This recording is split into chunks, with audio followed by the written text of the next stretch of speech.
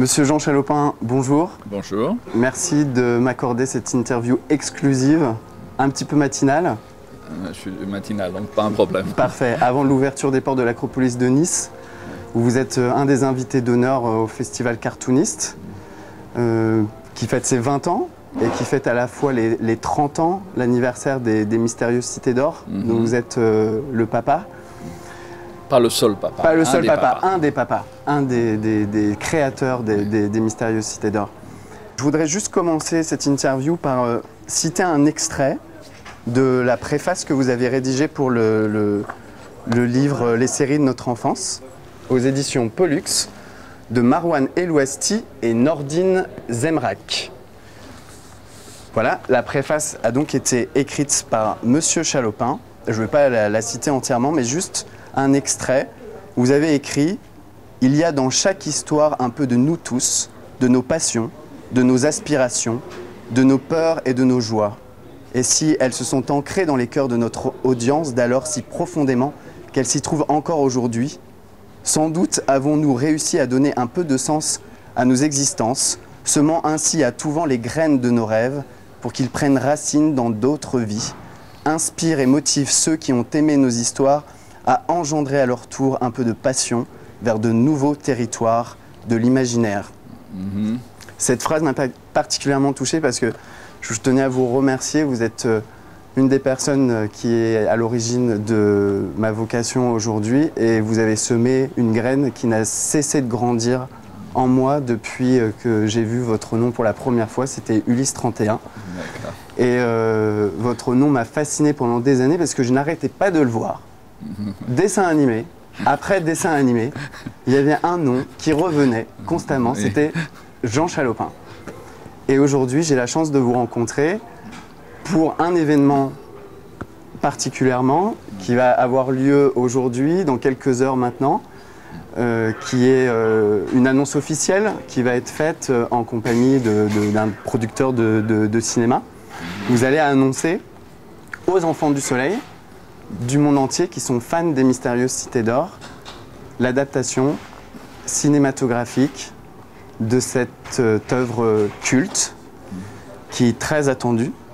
Je ne sais pas si vous êtes habitué des réseaux sociaux, vous regardez un petit peu les commentaires sur les forums, des choses comme ça? Pas vraiment, non, mais j'ai beaucoup de contacts avec des fans qui me contactent et c'est une relation qui existe depuis quand même beaucoup d'années.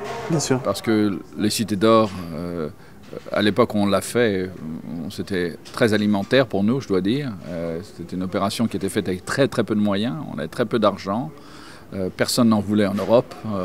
Si on n'avait pas eu RTL, la CLT, donc la maison mère de RTL, pour nous aider, on ne l'aurait jamais fait parce que personne n'en voulait. Et c'est ça, les gens ont un peu oublié ça. C'est difficile à croire aujourd'hui, personne ne voulait. Personne n'en voulait, non. Donc ça a été refusé par tout le monde. On l'a quasiment forcé, on l'a fait avec un chausse-pied pour que ça rentre. On l'a quasiment donné pour qu'elle puisse passer en télévision française. Puis c'est devenu le succès que vous connaissez aujourd'hui. Et quelque chose d'un peu étonnant. Donc on ne sait pas du tout. Les clubs de fans se sont bâtis tout doucement. En fait, c'est pratiquement 10-12 ans plus tard que les choses ont commencé à exister. Et ensuite, nous avions pratiquement perdu tous les droits. Si vous voulez, les droits avaient été éparpillés à droite et à gauche. Et il nous a fallu plus de 10 ans pour récupérer les droits. Et je veux dire que c'est... moi, je rends hommage aux fans là-dedans parce que c'est la croyance, le support des fans, la passion là-dessus qui nous a donné envie de les récupérer, ces droits. Parce que ça a été compliqué, ça a été cher, ça a été long, difficile, etc. Et s'il n'y avait pas eu la passion derrière pas de 2 personnes, mais d'une armée de gens, ça ne se serait pas fait. Donc, première chose, je rends hommage aux fans là-dessus. Merci. Cette adaptation, c'est quelque chose que vous aviez en tête, vous en rêviez, ou particulièrement des Mystérieuses Cités d'Or? C'est le gros problème que l'on a avec ça. Je vais faire une réponse un peu bizarre, un peu à l'envers. C'est en fait oui et non. Oui, parce que c'est naturel. C'est-à-dire qu'il y a un visuel, il y a un imaginaire dans les Cités d'Or qui se traduit naturellement dans le long métrage. Par contre, c'est tellement riche Même les premiers 39 épisodes sont d'une telle richesse d'histoire, de contenu, etc., que c'est presque impossible de le faire dans un film, si vous voulez. Bon, ça va être un film saga de 5 heures. Donc, c'est presque impossible. Donc, on a toujours hésité. J'ai écrit un premier scénario de film, peut-être il y a 14 ou 15 ans, que je voulais faire, qui s'est arrêté au niveau du scénario. Je n'ai jamais présenté à personne. Et même là, j'ai eu un mal fou à arriver à aller jusqu'au 39e épisode. C'était devenu un film très très dense, avec pas assez de respiration, c'est très dur à faire. Donc je crois que c'est cette rencontre avec Raphaël Benoliel qui aujourd'hui va nous permettre de faire quelque chose que sa vision d'une vision non d'un film, mais de plusieurs films. Plusieurs films. Voilà. C'est ce que j'allais vous demander. Est-ce qu'avant la rencontre avec Raphaël, est-ce que vous aviez eu d'autres propositions pour une adaptation des Mystérieuses Cités d'Or? Je parle vraiment de cette série-là en particulier. Et pourquoi votre choix vers Raphaël? Bon, oui, on a eu beaucoup de propositions de gens bien intentionnés mais qui n'étaient pas professionnels. Beaucoup de gens qui disaient voilà, j'ai le rêve de faire un film de long métrage Cité d'Or, mais qui n'avaient pas travaillé dans ce métier. Raphaël est un professionnel, il est dans ce métier depuis de nombreuses années et si quelqu'un peut réussir, c'est lui. C'est lui, voilà. Tout à fait. Et en plus qui est fan de la série pour le connaître depuis 1 an et demi. Oui. Je sais qu'il est fan, qu'il porte la série dans son cœur et qu'il va faire un très beau travail. Il faut se rendre compte malheureusement qu'il ne suffit pas de vouloir produire les Cités d'Or. Il faut pouvoir. C'est une grosse machine. Ça se passe dans un monde différent, avec des acteurs enfants. Il ne faut pas rater le casting des enfants. Vous connaissez plein d'expériences de dessins animés traduits en long métrage qui ont échoué parce que le casting était mauvais. Donc il y a tellement de risques de se tromper dans un long métrage, ça fait peur. C'est la plus grande peur des fans, justement, aujourd'hui, qui écrivent sur Internet, qui émettent des doutes sur Ah, mais ils ont raison. Moi, je veux dire que moi, j'ai peur toutes les 15 secondes. Au niveau du script, d'abord, parce que faire les choix, au niveau du casting, au niveau du réalisateur, tout ça est très important. Bien sûr. Quelle est votre implication? Est-ce que vous suivez, vous lisez les scénarios, j'imagine, les différentes versions qui ont été écrites à ce jour?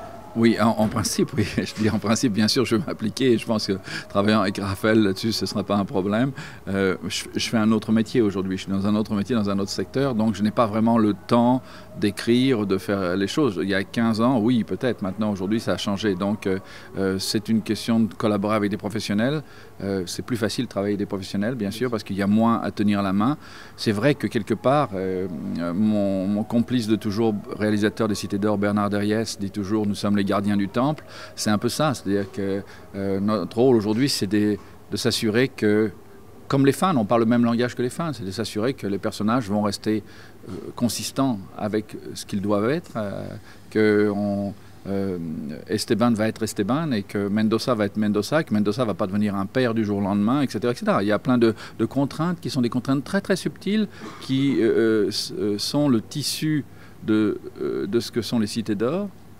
Et si jamais on change ça, même par 1 millimètre, quelquefois, on échoue. Vous savez très bien que les films originaux, par exemple, le film numéro 1 est souvent très bon, il a un succès. Il y a un film numéro 2 fait par une autre équipe qui se casse la figure. Pourquoi? Parce que la deuxième équipe qui vient n'a pas cette espèce d'intuition, de cette fibre délicate qui fait que ça marche. Or, dans tout succès de films, de chansons, de peinture, de sculpture, je dirais même d'architecture, tout ce qui est élément artistique, il y a un petit côté magique. Hein. C'est cette touche de magie qu'on ne connaît pas nous-mêmes, que le créateur ne connaît pas lui-même. Donc, on met des ingrédients, etc. Et après coup, on analyse, on dit, mais tiens, ça a marché ici, ça a ça, parce qu'on a fait ça. Mais on démarre d'abord avec de l'intuition. C'est la touche de peinture, si vous voulez. Cité d'Or est un produit naturel pour le cinéma, très compliqué à faire, très difficile au niveau de l'écriture, parce que la richesse est telle, les personnages ont pris une telle ampleur au fur et à mesure, et il va falloir faire très attention de ne pas se tromper, mais enfin mon rôle encore une fois, ça va être d'essayer d'aider l'équipe, Raphaël, l'équipe d'écriture, le casting, j'espère qu'on me demandera. Bien sûr.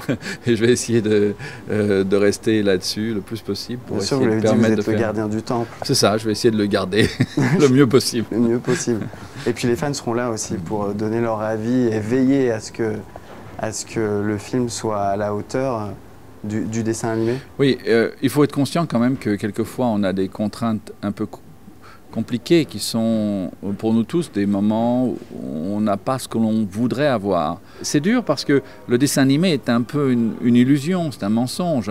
Je prenais l'exemple de même le jeu vidéo, c'est vrai, quand Lara Croft par exemple, quand il a fallu Angelina Jolie pour le rôle, bon, aucune fan n'a ce type de poitrine par rapport au corps que le dessin l'a fait, qui est un fantasme.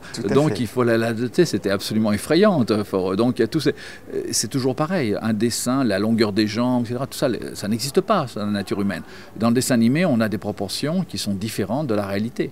Et dans le casting, il va falloir trouver cette touche qui fonctionne et qui fait que c'est Esteban, c'est Zia, c'est Tao. Et pour autant avoir des êtres humains et non pas des dessins animés.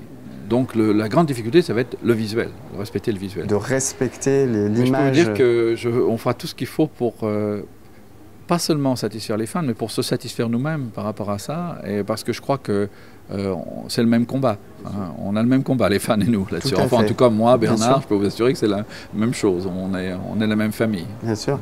Mais je pense que ce sera évident. Quand Esteban se présentera au casting, je pense que tout le monde sera d'accord pour dire si le film réellement se fait, ça veut dire qu'aujourd'hui, il y a 3 enfants dans le monde qui ne le savent pas encore, mais qui sont nés pour interpréter Esteban et Zia et Tao. J'espère. On parlait justement du respect de l'œuvre, de l'essence même, de l'âme des Mystérieuses Cités d'Or. Les fans vont y veiller, évidemment, et justement, ils vont pouvoir, d'une certaine manière, y contribuer, y participer avec Fans Funding, donc qui est un site internet qui est mis en place pour proposer aux fans de participer à l'aventure.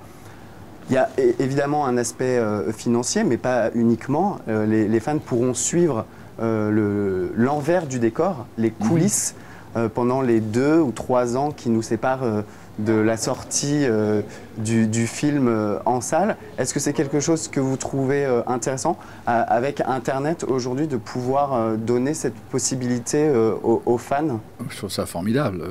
C'est une idée, j'avais pensé à ça il y a plusieurs années, parce que bien sûr au départ on avait la volonté de faire ça même avant de rencontrer Raphaël, ça nous paraissait impossible à faire. C'est une idée qui a trotté dans notre tête souvent. C'est formidable parce que c'est encore une fois pas seulement l'aspect financier. Bien sûr, ça aide aujourd'hui dans un monde très compétitif. Si vous avez un support d'une base fan et qu'il y a un support financier, inutile de dire que ça aide beaucoup. Mais c'est essentiellement le fait que au départ, quand vous démarrez quelque chose qui a déjà été, excusez-moi, je vais dire une expression commerciale, prévendu, ça permet de donner une chance au film beaucoup plus forte. Parce que l'avantage des fans, c'est qu'ils ne s'arrêtent pas à juste aller voir le film. Et surtout s'ils sont participants, c'est d'aller au-delà, de parler autour, d'intéresser, de mettre en place les choses, de recevoir eux-mêmes des informations relativement confidentielles sur le film, puisqu'ils sont participants sur le film, donc de pouvoir communiquer avec leur réseau, etc. Ça va dans les deux sens, c'est-à-dire que les fans aident à la fabrication du film, le film aide les fans. Exactement. Dans les deux sens. Et les fans seront des vrais ambassadeurs du film, et en utilisant justement, oui, les réseaux sociaux. Aujourd'hui, ça va tellement vite. Je reviens donc sur Fans Funding. C'est la première fois au monde que un financement participatif est proposé à l'échelle mondiale. Ça n'a jamais été fait. C'est la première fois avec les Mystérieuses Cités d'Or. C'est fait avec notre partenaire bancaire qui propose un site, une solution de paiement multi-devises, ce qui signifie que n'importe où dans le monde, les fans vont pouvoir participer financièrement à cette adaptation cinématographique dans leur propre devise. On sait que les Mystérieuses Cités d'Or ont été, si je ne me trompe pas, diffusés dans 28 pays. Donc c'est une base de fans internationale, et les fans du monde entier vont pouvoir y participer. Très bien. Ouais, écoutez, je veux dire que je connais très peu d'éléments sur fan funding. Je le découvre un peu avec vous aujourd'hui, et formidable, formidable. On se rapproche de l'idée qu'il y avait à l'époque, mais vous êtes trop jeune pour ça, qu'il y avait le général de Gaulle qui était la société participative, c'est ça? Exactement. Et on fait le lien donc avec Fans Funding et le site C'est un peu une société participative. C'est ça, c'est exactement ça. C'est une aventure collaborative, participative. Je sais que le salon va ouvrir bientôt, donc quel est le fan à l'intérieur de Jean Chalopin qui est à la base de votre inspiration en tant que créateur? Je crois que la création est toujours une forme de régurgitation. C'est-à-dire qu'on absorbe dans l'enfance, dans la jeune enfance, plein de choses. Et que ces choses créent le tissu de la culture que l'on a. Moi, j'avais un père qui racontait des histoires tout le temps. Donc, depuis la temps d'enfant, j'ai eu des tas d'histoires. Je lisais énormément. Énormément. J'étais un dévoreur de livres, de tout. Absolument tout, dans tous les sens. Et c'était la même chose pour la musique, la même chose pour la peinture. J'étais très absorbant, comme une éponge. Puis à un moment donné, vous ressortez ce que vous avez absorbé. Donc, mais ça se mélange à l'intérieur, ça crée un mélange différent.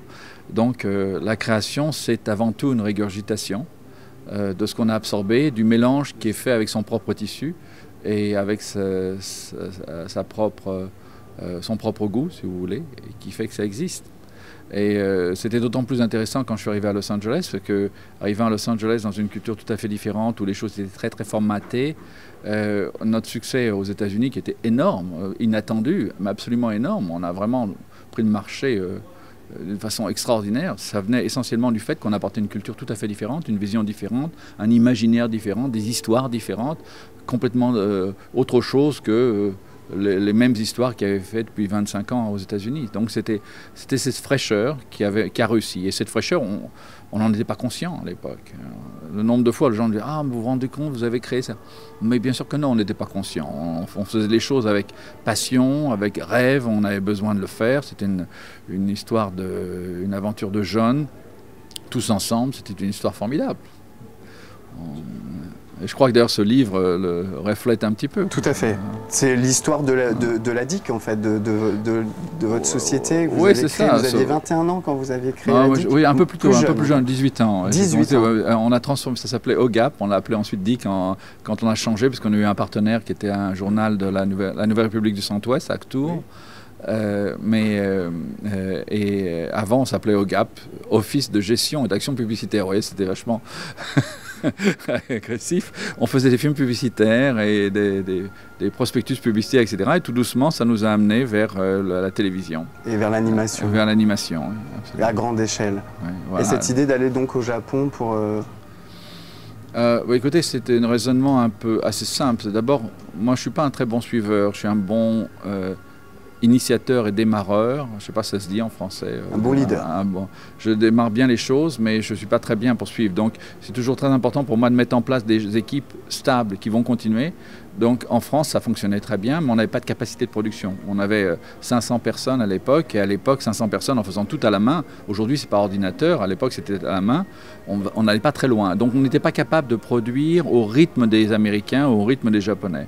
Donc ce que j'ai pris mon petit baluchon, j'ai laissé l'équipe en place en France, puis je suis parti à Taïwan, à Singapour, à Hong Kong, en Chine. 77 en Chine, c'était vraiment avant tout le monde. Et au Japon et à Taïwan, on a trouvé des équipes extraordinaires et on a décidé d'implanter. J'ai créé la société Kaka DIC à l'époque. Et après quelques années, cette capacité japonaise, plus ce qu'on avait en France, plus ce mélange créatif de Cité d'Or était un exemple. Ulysse 31 aussi, les Cités d'Or un exemple. C'est-à-dire, il y a un mixage de culture et de créativité. Peut-être par nature, moi je suis trop absorbant, parce que j'ai aussi absorbé pas mal la culture japonaise à ce moment-là. J'ai appris le japonais parce que personne ne parlait le français au Japon, donc c'était un peu difficile de travailler. Et puis je suis allé aux États-Unis, et là c'était très, très étonnant, parce que tout le monde m'avait dit oh, les Américains sont xénophobes, jamais personne ne peut réussir. C'était comme un jour de grève. Je pense que les Français connaissent tous bien ça. Un jour de grève, on dit il faut prendre la voiture, ça va être bloqué, etc. Vous arrivez, il n'y a personne. C'est exactement ce qui s'est passé. Tout le monde a dit il ne faut pas y aller, il ne faut pas y aller. On est arrivé, il n'y avait personne. Donc on a eu un succès.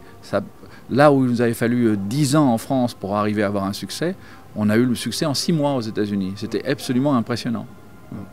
Et aujourd'hui, plus du tout de production. Je sais que Je vous suis plus êtes, du tout vous dans le êtes métier, le non. développement durable. Je suis dans deux domaines différents, domaine financier, bancaire, et dans un autre domaine qui est des investissements dans les énergies renouvelables. Les énergies renouvelables. Donc un lien avec les mystérieuses cités d'or qui parlaient d'énergie Oui, si on solaire. veut. Oui, ça ne veut pas dire que je ne retourne pas à l'écriture, des choses plus tard, mais pour l'instant, non. À un moment donné, je crois que c'est très important d'avoir conscience quand on n'est plus au fait des choses. Par exemple, j'adore SpongeBob, Bob l'éponge, mais j'aurais pas été capable de l'écrire.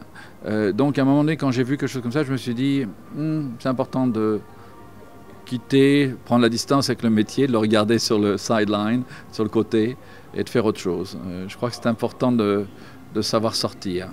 Juste pour information, le site de Fans Funding et le site qui est dédié au film des Mystérieuses Cités d'Or sont hébergés par des serveurs qui utilisent des énergies renouvelables qui fonctionnent à l'énergie solaire. D'accord, très bien. Et en fait, je profite de ça pour rebondir parce qu'il y a une vraie volonté avec Raphaël de faire une production environnementale, de prendre en compte cette dimension-là. En France, on a un label qui s'appelle EcoProd, qui est le premier label de production de films qui prennent en compte la dimension environnementale, l'empreinte écologique d'un film. Bon, moi, je suis très passionné là-dessus, je dois dire. Je suis très passionné par nature, de toute façon. Je crois qu'aujourd'hui, on peut faire la même chose mieux.